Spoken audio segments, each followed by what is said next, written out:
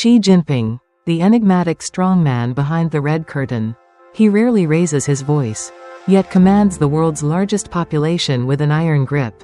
His smile is calculated, his words wrapped in the velvet of diplomacy, but behind the polished facade lies a leader whose rise has been marked by vanishing dissidents, sweeping surveillance, and silent purges. Xi Jinping, the paramount leader of modern China, is more than just a politician, he's a puzzle of paradoxes. Revered by some as a visionary, feared by others as a shadowy autocrat, Xi has reshaped the Communist Party into a vehicle of absolute control. But who is the man behind the censorship walls and choreographed photo ops? What truths lie buried beneath the glittering skylines of Beijing and Shanghai? And at what cost does the Chinese dream unfold? This is not just a story of power. It's a story of secrets, suppression, and the silent machinery of statecraft, where the line between patriot and prisoner is often drawn in ink only the party can see. Part 1. The Rise of Xi Jinping, Son of the Revolution. Architect of Control. To understand Xi Jinping, one must understand the machine that made him, and the empire he is rebuilding brick by brick. Policy by policy, purge by purge, Xi is not merely the president of China. He is the most powerful Chinese leader since Mao Zedong, and arguably the most sophisticated autocrat of the 21st century. His grip on power is total. His ambitions are global, and beneath his composed public persona lies a machinery of control, repression, and expansionism that the West ignores at its peril. The princeling who survived the purge. Xi was born in 1953, the son of Shi Zhongxun, a revolutionary hero and one of Mao's early lieutenants. This made Xi a princeling, part of the elite aristocracy born from the Communist Revolution. But in Maoist China, loyalty was never permanent. In the late 1960s, during the chaos of the Cultural Revolution, Xi's father was purged, imprisoned, and labeled a capitalist roader. Overnight, Xi went from the privileged son of the revolution to the child of a political enemy.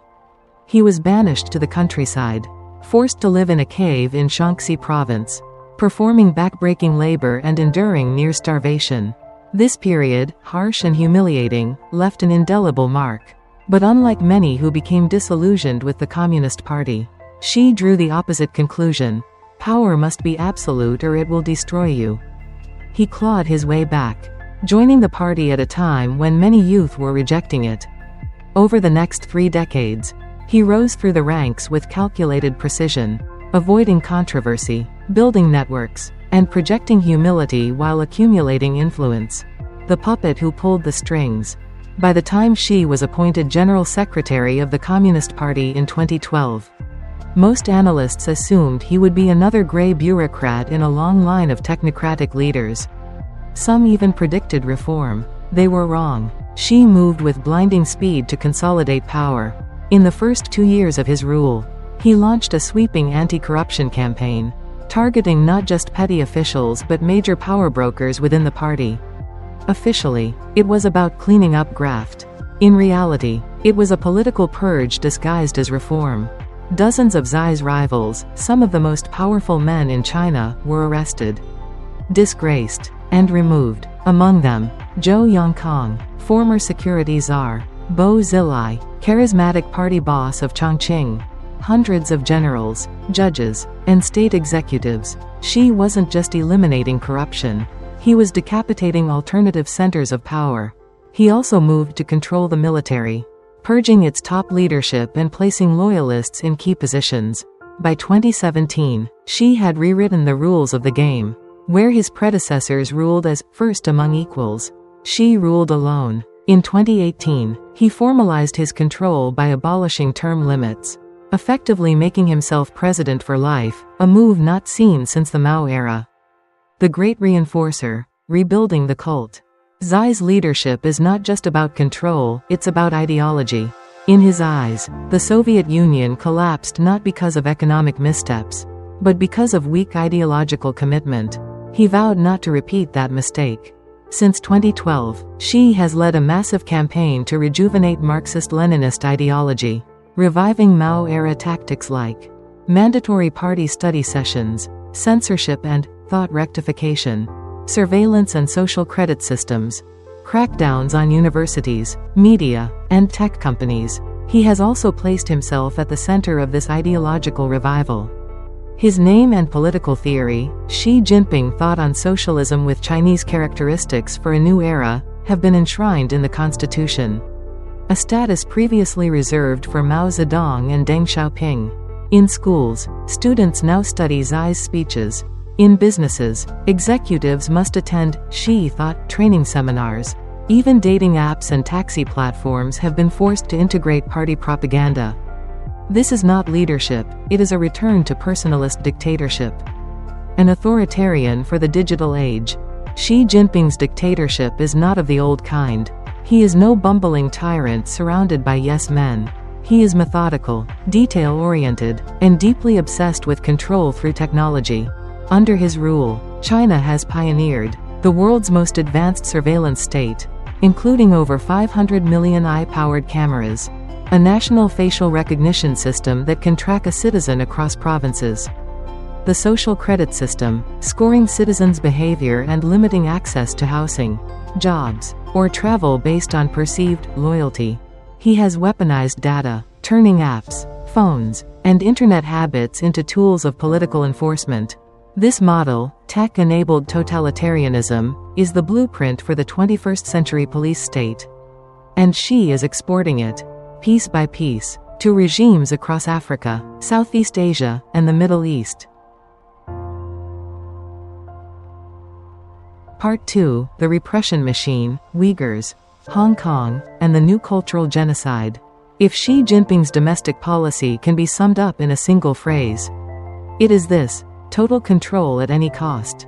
While the Chinese Communist Party, CCP, has never been democratic, Xi has turned authoritarianism into an art form, rolling back the few civil liberties that once existed and replacing them with mass surveillance, arbitrary imprisonment, and ideological warfare. In the past decade, two regions, Xinjiang and Hong Kong, have become ground zero for Xi's most brutal tactics. The former, a chilling experiment in ethnic cleansing masked as counter-terrorism. The latter, a once-free city crushed beneath Beijing's authoritarian heel. Xinjiang, the largest internment of an ethnic group since World War II. Under Xi Jinping, China has executed the most extensive mass detention of an ethnic minority since the Holocaust. The targets? The Uyghurs, a Turkic, mostly Muslim population in the western region of Xinjiang. What began in 2014 as a strike hard campaign against alleged Islamic extremism has evolved into a full-fledged cultural genocide, carried out with cold precision. According to credible reports from the United Nations, human rights groups, and satellite analysis, over 1 million Uyghurs have been detained in a network of vocational training centers. In reality, concentration camps. Detainees are subjected to political indoctrination and forced loyalty pledges to Xi Jinping, torture, rape, and sterilization, forced renunciation of Islam, mandatory Mandarin language lessons and prohibitions on Uyghur cultural practices. Xi himself labeled Islam a mental illness, and declared that religion must be sinicized. Under his orders, mosques have been bulldozed, Qurans burned, and imams imprisoned. Satellite images show the rapid expansion of these camps.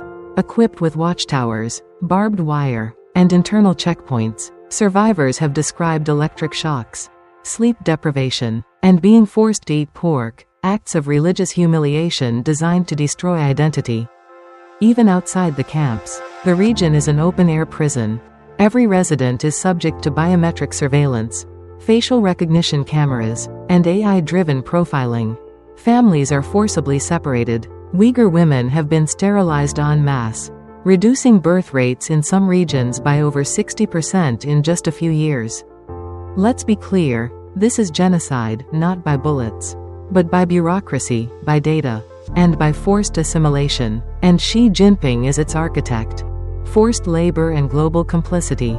Beyond the repression itself lies an ugly truth: Western consumers are funding this horror.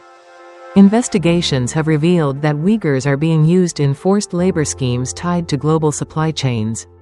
Among the industries implicated, Cotton. China produces approximately 20% of the world's supply, much of it from Xinjiang.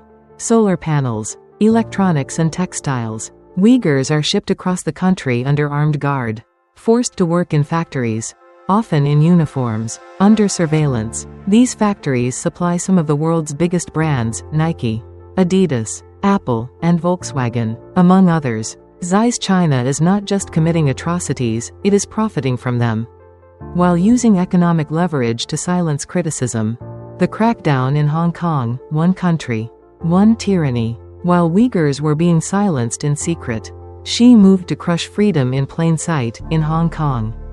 Once a vibrant hub of free press, protest, and independent courts, Hong Kong was promised one country, two systems until 2047 under a treaty with the UK. But Xi had no intention of honoring that. In 2019, when millions of Hong Kongers took to the streets to protest an extradition bill that would have allowed China to kidnap dissidents, Xi's response was brutal and unapologetic.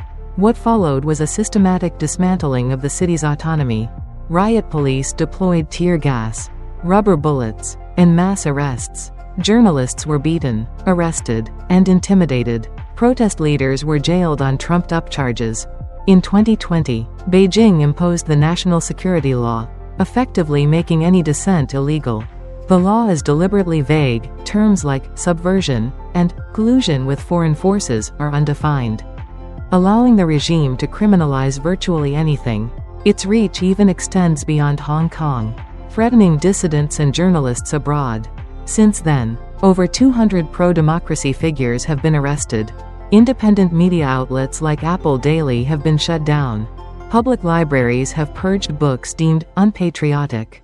School curriculums have been rewritten to glorify the CCP and Xi himself. In just a few years, Xi Jinping has turned one of Asia's freest cities into another Chinese police state. Censorship and digital thought policing. Inside mainland China, Xi's regime has created the most advanced censorship apparatus in human history. Dubbed the Great Firewall, China's internet is cut off from the global web. Citizens cannot access Google, YouTube, Twitter, or foreign news. All online activity is monitored, and even private chats can trigger police visits. Under Xi, millions of posts are deleted daily. Citizens are jailed for as little as sharing a meme. Algorithms detect and suppress sensitive phrases in real time. Surveillance cameras now have emotion recognition AI to detect dangerous behavior based on facial expressions. Xi has built a society where dissent doesn't just disappear, it becomes unthinkable. And this digital dystopia is spreading. Chinese companies like Huawei and Hikvision are exporting surveillance tools globally. Authoritarian regimes in Africa, Central Asia, and even parts of Europe are now importing China's model of oppression. Xi Jinping's vision is clear: not just control of China, but the normalization of autocracy worldwide. Part 3: The Emperor's New Wars, Taiwan, the South China Sea, and the march toward conflict. Xi Jinping is not satisfied with ruling China. He wants to redefine the global order, and he's willing to go to war to do it. His speeches are often draped in the language of national rejuvenation and peaceful development. But his actions paint a darker portrait: military expansion, aggressive territorial claims, and open threats of invasion. At the core of Xi's nationalist doctrine is a vision that borders on apocalyptic: the restoration of a mythic Chinese greatness, crushed by foreign humiliation, and now destined to rise again, under his iron grip. The Taiwan time bomb. No issue reveals Xi Jinping's authoritarian impulse and militaristic ambition more clearly than Taiwan. To most of the world, Taiwan is a vibrant democracy of 23 million people. It has its own government, military, currency, passport, and free press. But to Xi, Taiwan is a renegade province that must be absorbed, by diplomacy if possible, by force if necessary. In his own words, the historical task of the complete reunification of the motherland must be fulfilled and will definitely be fulfilled. This is not idle rhetoric. Since Xi took power, China has quadrupled the number of military drills near Taiwan. Fighter jets and bombers now routinely breach Taiwan's air defense zones. Cyber attacks against Taiwanese infrastructure have spiked. PLA warships encircle the island in simulated blockade exercises. In 2022, after U.S. Speaker Nancy Pelosi visited Taiwan, Xi responded with missile launches, live fire drills, and the largest mobilization near Taiwan's shores in decades. Analysts called it a rehearsal for invasion. Western military planners are no longer asking if Xi will invade Taiwan, but when. His window may be closing, Taiwan is becoming more defiant, and China's economy is slowing. Many experts now see the next 5 years as the danger zone, especially if Xi faces internal dissent and needs a war to rally nationalist fervor. But an invasion would not be surgical. Taiwan is mountainous, well-armed, and deeply allied with the US and Japan. Any military conflict could escalate into a catastrophic global war, dragging in nuclear powers and collapsing supply chains worldwide. And Xi knows this. The danger lies in the fact that he may not care. The South China Sea, building an ocean empire. While Taiwan garners headlines, Xi is quietly transforming the South China Sea into a fortress and a flashpoint.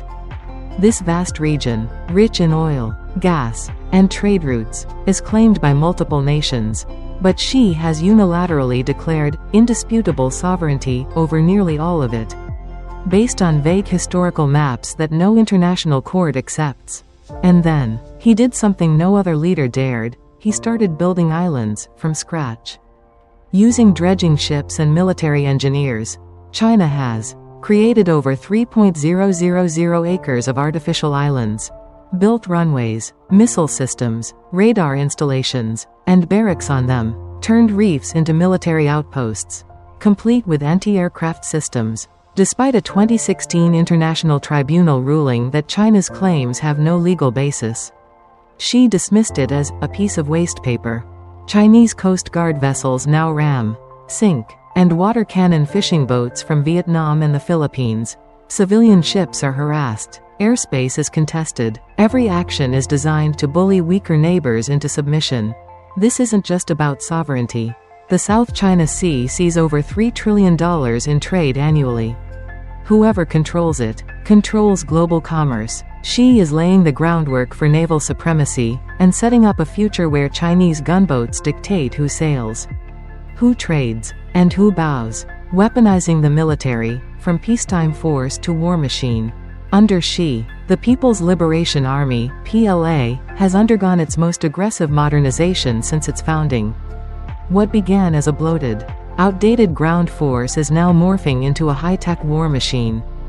Key Xi-era upgrades include hypersonic missiles capable of evading U.S. defenses, a growing blue water navy, now larger than the U.S. Navy in sheer vessel count, cyber warfare divisions focused on hacking enemy infrastructure, advanced AI integration in drones, targeting systems, and battlefield planning, new military bases in Djibouti and covert agreements across Africa and the Pacific. And perhaps most disturbingly, Xi has politicized the PLA, transforming it from a national army into a party army. Loyalty is no longer to the Chinese people, but to Xi himself. In 2017, he told troops, "The party commands the gun, and the gun must never be allowed to command the party."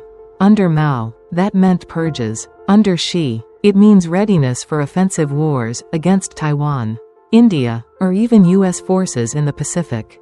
Nuclear posturing and global intimidation. China's nuclear doctrine was once famously restrained, minimal deterrence, with a relatively small arsenal of warheads. That is changing, fast. Under Xi, China has tripled its number of nuclear missile silos. Satellite images show vast underground facilities under construction. China is developing nuclear-capable hypersonic glide vehicles, which could reach American cities in minutes.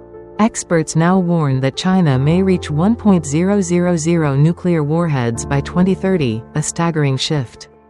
This isn't about defense. It's about coercion, the threat of nuclear annihilation as a diplomatic tool.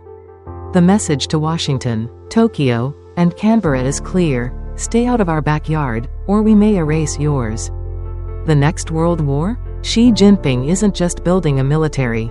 He's building a narrative, one where China is the rightful global leader. and any resistance is Western imperialism.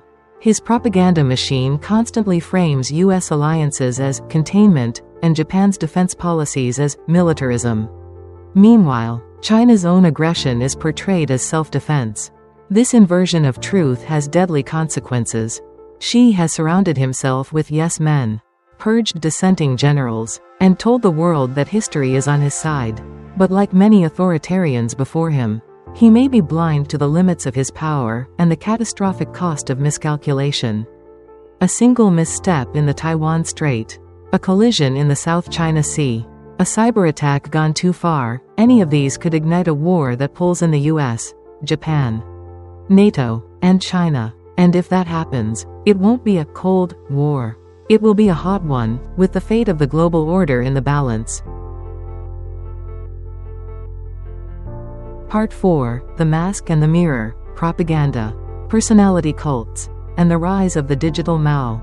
If power in the 20th century belonged to men like Mao Zedong and Joseph Stalin, who used fear, lies, and the state to craft a godlike persona, then Xi Jinping is their reincarnation for the digital age. Under his rule, China's propaganda machine has reached unprecedented levels of sophistication, blending old-school cultism with modern tech to erase dissent, rewrite truth, and elevate Xi into a demigod. The return of the cult of personality. When Deng Xiaoping reformed China in the 1980s, he explicitly warned against repeating the mistakes of Mao's personality cult. The Communist Party, Deng insisted, must never again revolve around a single man. Xi Jinping has shattered that principle.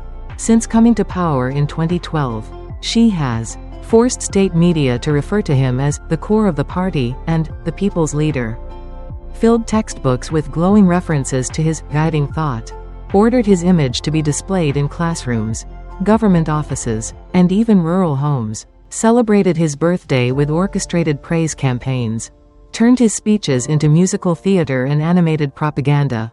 In 2017, the Communist Party enshrined Xi Jinping thought on socialism with Chinese characteristics for a new era into its constitution, the first leader since Mao to receive such ideological elevation while still alive. No other contemporary world leader has achieved such an aggressive level of state-enforced worship. Xi has crafted a narrative in which he alone saved the party from corruption. He alone can rejuvenate China. He alone is the embodiment of national destiny. The Little Red app, Xi's propaganda goes digital. During Mao's reign, citizens carried the Little Red Book of Quotations. Today, Xi's regime has developed something even more invasive, the Study Xi. Strengthen the Nation app.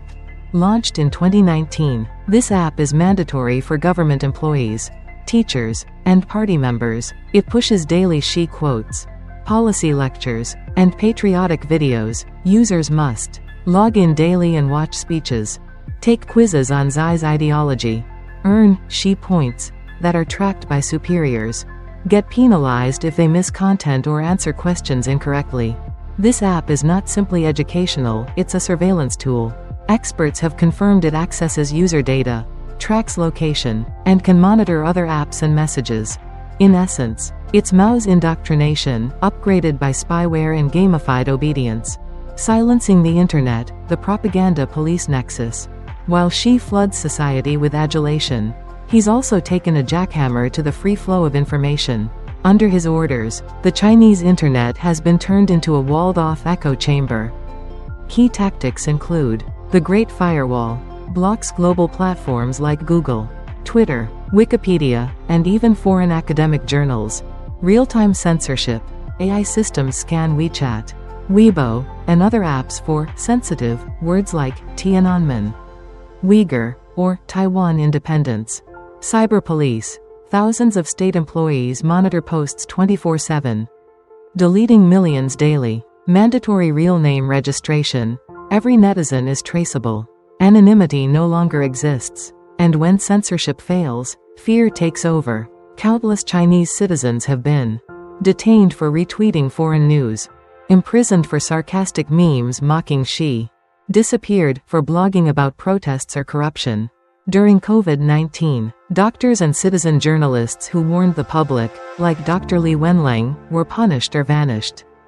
In Xi's China, even truth becomes treason. Media as a weapon. The state's media arms, CCTV, Xinhua, Global Times, are no longer just for news.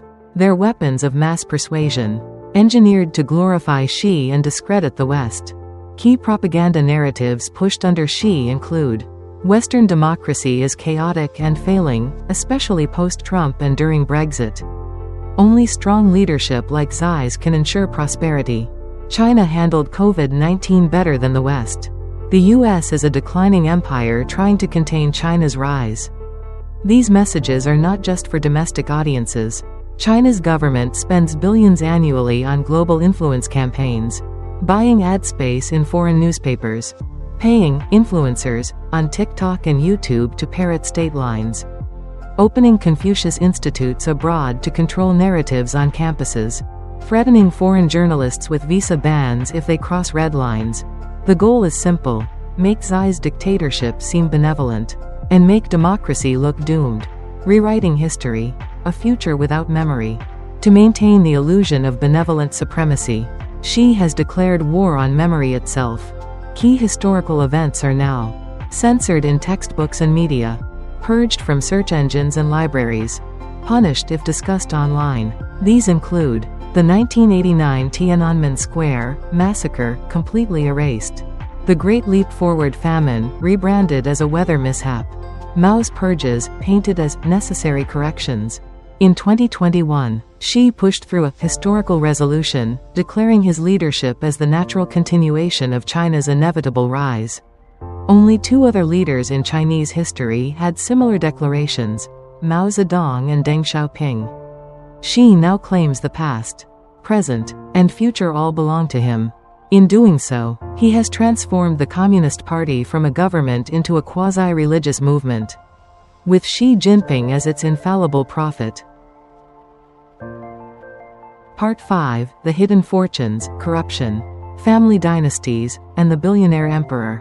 Xi Jinping projects the image of a clean, disciplined leader, the anti-corruption crusader, the stern father of the nation who wears simple suits, lives modestly, and wages war against the rot of elites. But behind the curtain lies a different man, one whose family members sit atop sprawling business empires, whose relatives have hidden billions in offshore accounts, and who has used anti-corruption not to cleanse the party, but to purge his rivals and tighten control. This is not a man fighting corruption. This is a man weaponizing it. The anti-corruption, purge, cleaning house or crushing dissent? When Xi took power in 2012, he launched what became the largest internal purge in Chinese Communist Party history, the so-called Tiger and Flies campaign, targeting corrupt officials both high and low. Within a few years, over 2.7 million party members were investigated. Hundreds of generals were dismissed or arrested. Powerful factions, including the Shanghai Gang, loyal to Jiang Zemin, were decimated. The most dramatic takedown was Zhou Yongkang, former head of China's entire security apparatus, the first Politburo Standing Committee member ever to be arrested. He was sentenced to life in prison. To the public, it looked like justice. To insiders, it was a political bloodbath. The vast majority of those purged were not just corrupt, they were potential threats to Xi's rule. Once gone, their power bases were handed to Xi loyalists. It was a Stalin-style decapitation, using morality as a pretext to centralize authority. Meanwhile, certain families, including Xi's own, remained untouched. The hidden wealth of the Xi family. In 2012, Bloomberg News published a bombshell report. Xi Jinping's extended family had quietly amassed hundreds of millions in assets, including real estate in Hong Kong and Shanghai, stakes in rare earth mineral companies, investments in infrastructure and telecommunications. Xi's sister, Qi Chaochao, and her husband Deng Jiagui reportedly controlled assets worth over $300 million. Xi's brother-in-law held major positions in state-linked companies that benefited directly from infrastructure projects and government policy. Xi's own daughter, Xi Mingzhe, studied at Harvard University under a fake name, guarded by Chinese security agents, while Xi railed against Western spiritual pollution. And then, the Bloomberg website was blocked in China. Chinese officials denied the report. but never proved it false. Reporters involved were harassed. Some were blacklisted from ever entering China again. In 2016, the Panama Papers leak further implicated Deng Xiaogui, Xi's brother-in-law, as the owner of offshore shell companies designed to move money beyond scrutiny. The hypocrisy was breathtaking, as Xi told Chinese citizens to tighten their belts. His own relatives were feasting on the spoils of unchecked power, quietly, legally, and completely protected. The red aristocracy, princelings, and power. Xi's fortune is not unique among China's elite. He belongs to the princeling class, descendants of the founding fathers of the Communist Revolution. These red royals sit at the crossroads of politics, finance, and military power. They include Bo Xilai, son of a revolutionary hero, purged in 2012. Wang Kashan, Xi's top enforcer and longtime friend. The children of Zhou Enlai, Deng Xiaoping, Jiang Zemin, many of whom became billionaires through state-linked ventures. Xi has used this aristocracy selectively. Those who obey are elevated. Those who stray are jailed. It's a feudal structure dressed in Marxist rhetoric. In truth, modern China under Xi is not communist in any meaningful sense. It is a one-party kleptocracy, run by families who inherited the revolution, and now live like royalty. Xi's mission is not to dismantle this system, but to control who gets to enjoy it. The emperor's double life. Xi Jinping often invokes the image of frugality. He bans luxury banquets. He scolds officials for building vanity projects. He decries corruption as a threat to the party's legitimacy. And yet, according to numerous reports, he lives in a heavily fortified mansion in Zhongnanay, guarded by elite forces. He vacations at exclusive, closed-door resorts where no outside media is allowed. His inner circle enjoys private jets, secretive bank accounts, and access to imported luxuries banned for the general public. In 2023, a leaked cache of documents known as the China Cables 2.0 included details of secret asset transfers from Xi-linked entities to offshore trusts, further suggesting a concerted effort to shield wealth from global scrutiny.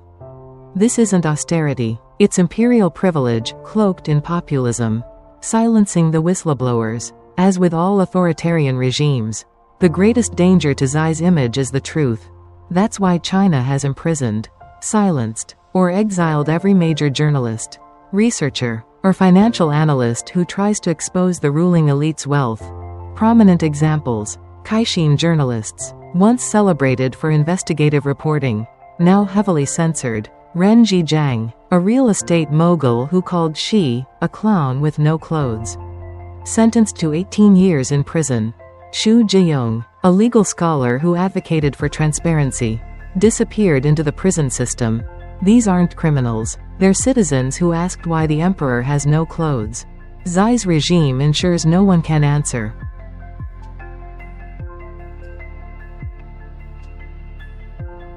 Part 6. The Global Web. Xi's influence operations abroad and the export of authoritarianism. Xi Jinping's ambitions do not stop at China's borders. He is not merely the supreme ruler of 1.4 billion people, he is the architect of a new world order. One designed in direct opposition to liberal democracy, human rights, and the post-World War II global consensus. His regime is engaged in a full-spectrum influence war, leveraging money, media, infrastructure, and coercion to reshape the global landscape in Beijing's favor, and to make authoritarianism appear not only viable but superior to democracy. Welcome to the age of transnational totalitarianism. The Belt and Road Trap, economic outreach or strategic ensnarement.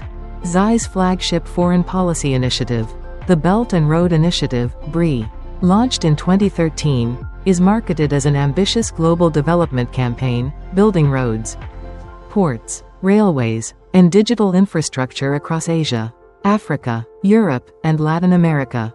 In reality, BRI functions as a geopolitical Trojan horse, a tool of debt diplomacy, and a mechanism for extending Chinese influence under the guise of partnership.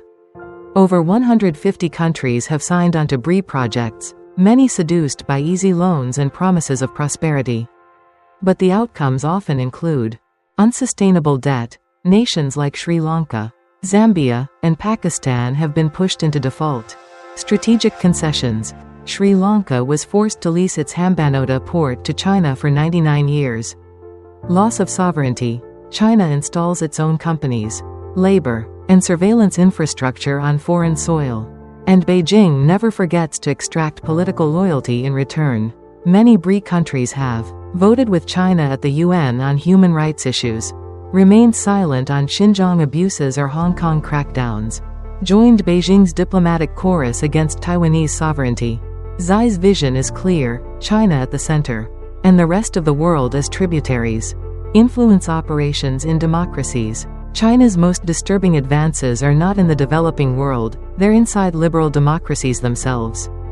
The Communist Party uses United Front operations to influence, co-opt, and infiltrate institutions abroad. These tactics include funding academic programs like Confucius Institutes that censor discussions about Tibet, Taiwan, or Tiananmen, recruiting ethnic Chinese abroad, especially students, scientists, and businesspeople, to act as informal agents of the regime, sponsoring local politicians through donations or promising investments, threatening media organizations to self-censor or face loss of access to China's markets.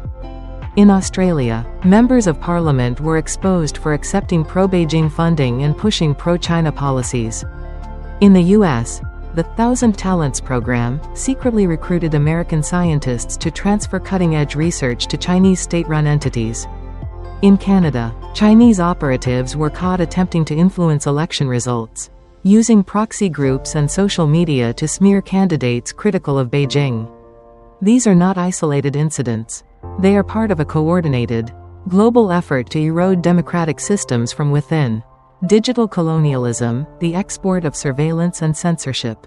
Xi's government is also pioneering techno-authoritarianism, the fusion of advanced digital tools with centralized political control. Chinese tech firms like Huawei, ZTE, and Hikvision now export not just devices, but ideological software, facial recognition systems, smart city surveillance networks, censorship platforms, and data monitoring tools. Countries including Zimbabwe, Venezuela, Iran, and Cambodia have imported these tools with China's help, often under BRI's Digital Silk Road banner. What results is a new kind of colonialism, where Beijing provides infrastructure not just to improve lives, but to control populations, suppress dissent, and monitor citizens at scale. And because these systems are cheaper and easier to deploy than Western alternatives, Xi is building a network of client states, all running on Beijing's technology and political playbook. Weaponizing trade, tourism, and the Chinese diaspora. Xi also wields economic blackmail like a scalpel.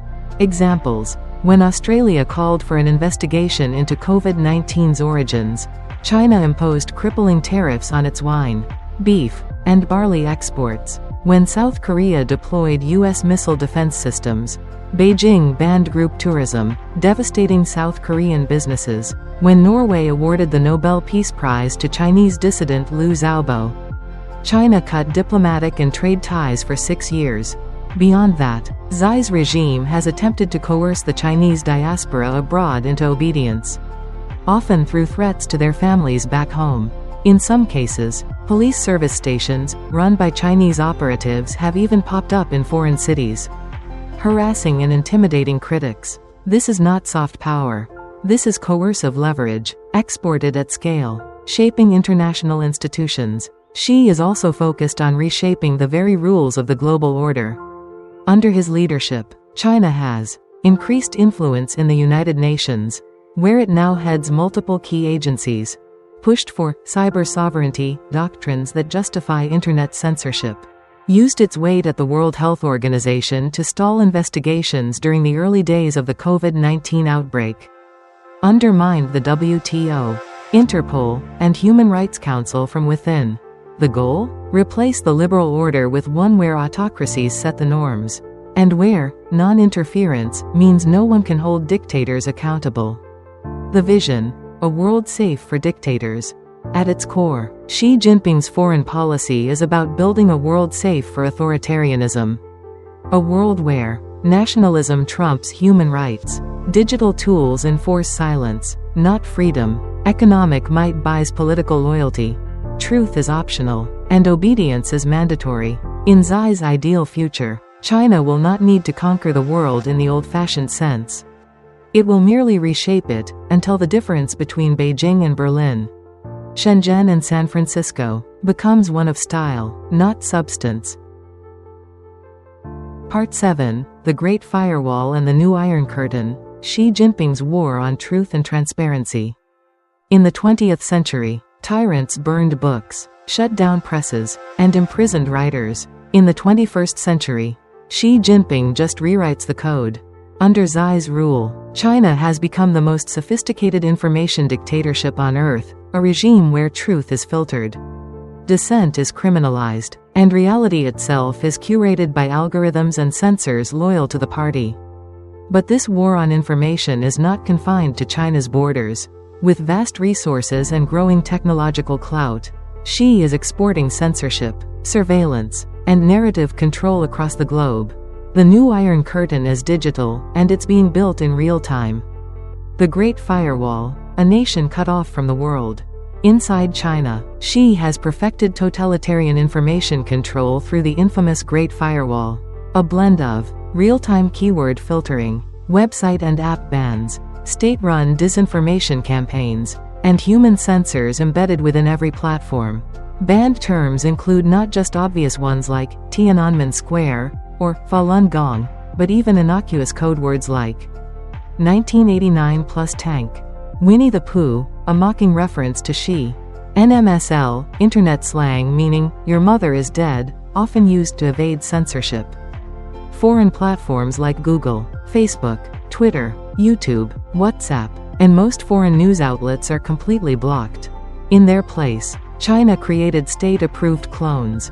Baidu, Google, Weibo, Twitter, WeChat, Facebook plus PayPal plus ID system, Bilibili, YouTube. But these platforms are not just neutral alternatives. They're instruments of surveillance and social control. Every post, message, comment, and emoji is monitored. Every citizen is assigned a social credit score based partly on online behavior. Every dissenter is tracked, and if they cross a line, they disappear. The firewall doesn't just block the outside world. It reshapes the inside one. The propaganda blitz, rewriting reality. Xi has overseen the largest propaganda expansion since Mao. Today's Chinese media is not merely censored, it is weaponized. All major news agencies, TV stations, publishing houses, and film studios are either owned or controlled by the Communist Party. Journalists are required to pledge loyalty to Xi personally. Propaganda is delivered not through crude slogans but via slick documentaries, blockbuster war films, patriotic rap songs, and social media influencers posing as grassroots voices. In 2021, Xi launched the Thought of Xi Jinping campaign, mandating his ideology be taught in every school, university, and even kindergartens. The cult of personality is back, with facial recognition, global disinformation and wolf warrior diplomacy. China is not content to lie at home, it now spreads those lies abroad. Beijing funds a massive network of fake accounts, bots, and trolls across X, formerly Twitter, YouTube, Facebook, and TikTok. Their missions include spreading conspiracy theories about COVID-19's origin, the US Army brought it to Wuhan, blaming Western countries for global instability, harassing Chinese dissidents and journalists abroad. Meanwhile, Xi's wolf warrior diplomats, aggressive, combative envoys, launch public smear campaigns, threaten host governments, and defend Chinese abuses with astonishing audacity. When Lithuania allowed Taiwan to open a diplomatic office, China responded with total trade cut-offs, cyber attacks, and public intimidation of Lithuanian officials. This is diplomacy by intimidation. Foreign media, bought and bent. Xi's regime also co-opts Western media outlets through money, access, and pressure. China Daily and Xinhua buy supplements and advertorial space in newspapers like The Washington Post, The Wall Street Journal, the UK's Telegraph. These paid inserts often disguise propaganda as legitimate news, promoting China's poverty alleviation success. Stability in Xinjiang. A responsible rise to global power. In return for access, major media companies are pressured to self-censor. Bloomberg spiked a report on Xi's family wealth. NBA officials groveled after a manager tweeted support for Hong Kong. Hollywood producers edit scripts to avoid offending Beijing, for fear of losing the Chinese market. Censorship now wears a Gucci suit and walks red carpets. Suppressing dissent abroad. Perhaps most chilling. Xi is building a global censorship system, silencing critics wherever they may live. Methods include digital harassment, floods of threats and smear campaigns targeting Uyghur activists, Hong Kong protesters, and dissident writers, spy networks, students or community leaders acting as informants against fellow Chinese abroad. Overseas police stations, covert operations in cities like New York, Paris, and Toronto, used to monitor and intimidate Chinese nationals who speak out. In 2022, Safeguard Defenders revealed that dozens of illegal Chinese police service stations had been established in over 30 countries, used to coerce dissidents into silence or forced returns. This is transnational repression, an authoritarian long arm reaching into free societies. And it's already here. AI, deepfakes, and the future of totalitarianism.